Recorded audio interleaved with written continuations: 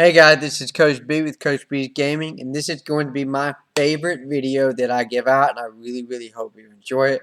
This is going to be about the best possible start that you can get in Last Shelter, other than just paying your way through it. This is about smart spending or free to play.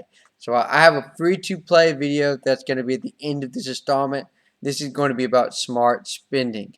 So there's going to be three plus the fourth for the free to play video at the end. So 3 to 4 videos that are part of this best start guide. So make sure you watch all of them, especially the first 3, and it will give you a tremendous start if you follow it to the T, and you're going to start out in a new state in Last Shelter.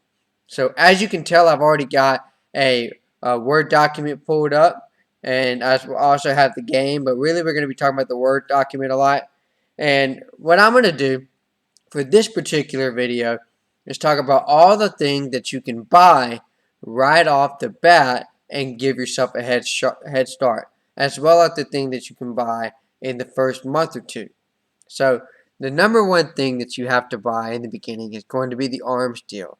The reason for that is going to be because in order to get Enzo, you have to have the arms deal at least once. So what I'm going to do is I'm going to highlight it green for every one that we talk about. So Enzo is the best hero in the game, and eventually you're going to have to spend to get him. And you have to get arms deal in order to do that. And arms deal in the first month, it's great because it gives you free diamond speed ups every single day. The second thing you need to buy is the hero package. You can get this monthly, but it's your choice whether or not you do it. But you definitely need to do it for the first couple of months. The reason for that is at the end of hero package, you get an orange hero that you get to pick.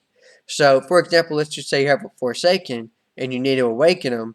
Well, once hero package ends, you can get that second Forsaken, and boom, you've now got an awakened hero, which is really nice.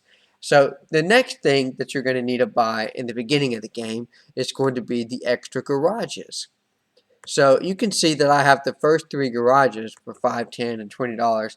That's going to get you up to 7 garages for the game, because obviously you're going to get them for each base that you have and think that you unlock or whatever. The max you can have is 8.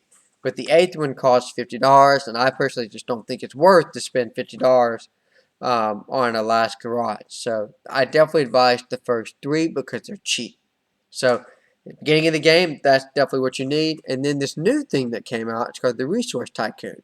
I would advise you to get that because it's only $5 a week and you get 5 million resources a day. I mean, that's a great deal. So if you think about it, you're getting 35 million resources. Hopefully it's not food, but for a week, that's awesome.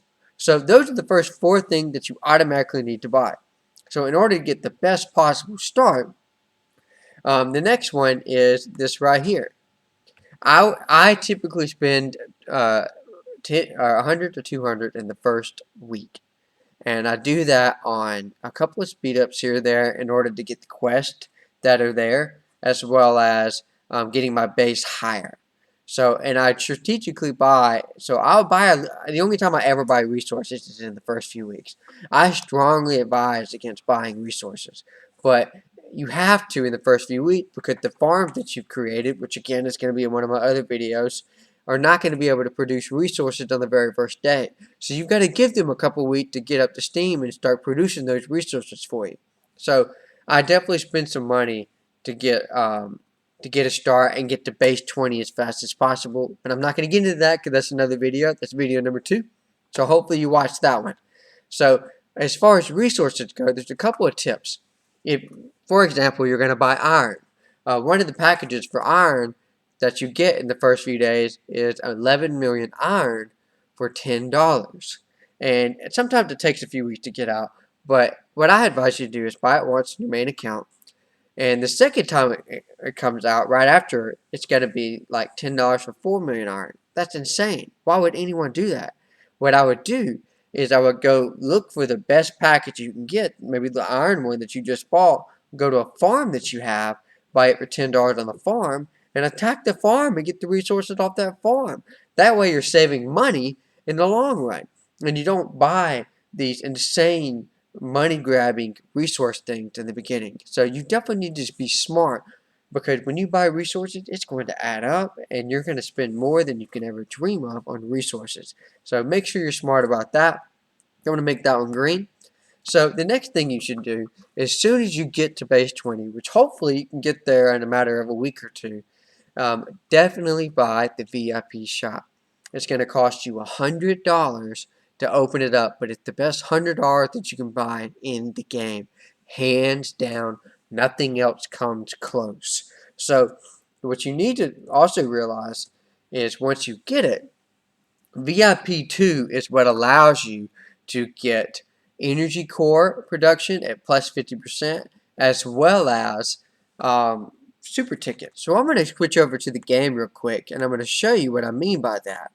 When you go to the VIP shop, and you can actually scroll to the different levels, and I'm going to scroll back to level 2 and show you what you truly get for level 2. Obviously, you can buy resources if you want, but you can get right here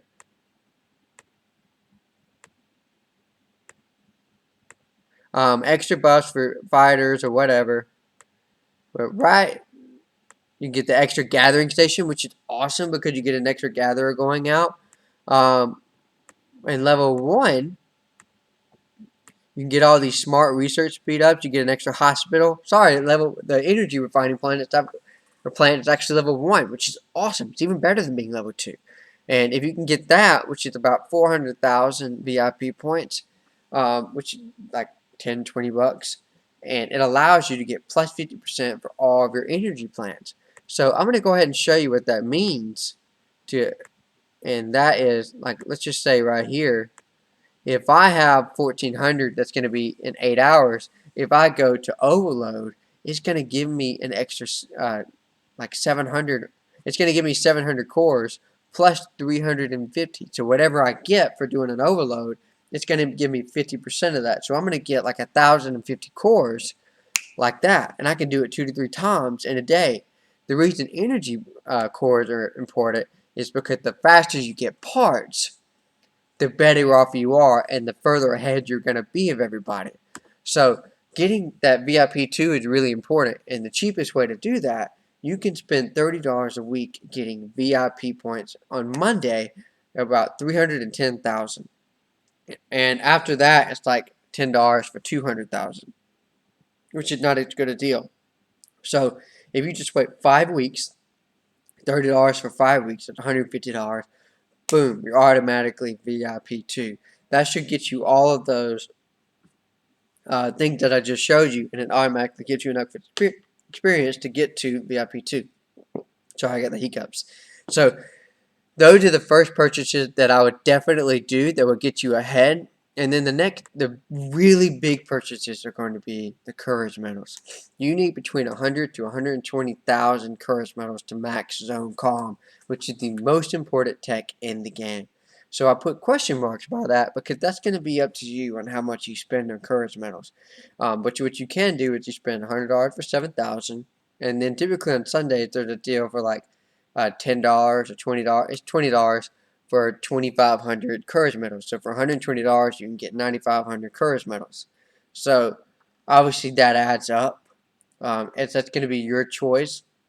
But all of this right here, if we just counted it, if we take off the 30 because that's included in the 150, it's going to be around, let's say, 300, 500, 650, and then 678, 685. Maybe if you do the $5, it's about $685 in the first 2 months. That gives you a really, really, really big head start. You may be thinking, oh God, $685? Well, you don't have to spend it all at once because obviously VIP can be stressed out. The one thing I didn't talk about yet is the limited recruitment. It's about 3 weeks in, I believe. The limited recruitment comes out, and if you spend $150 right off the bat, you get an Enzo copy. Enzo, being the best development hero in the game, speeds up all of your building speeds. So when you get him, you typically get Foreman as well, because through fragments, or you might get Foreman through the hero package. So if we just click on Enzo, you'll see just a couple of his skills. if you have no duplicates, like for instance, this 4 skill is 30%, you don't need a duplicate for that. I use my one duplicate for right here for the resource cost. But you can get all these 2 skills right here. The first one is the speed ups, plus that one's just an orange duplicate. You can get some siege resistance. But the big one for just the first copy of Enzo, it's going to be that plus 30% in building speed. And if you have Foreman, that's going to be another 10% that you get. So if you have them two right off the bat, that's plus 40% in building speed.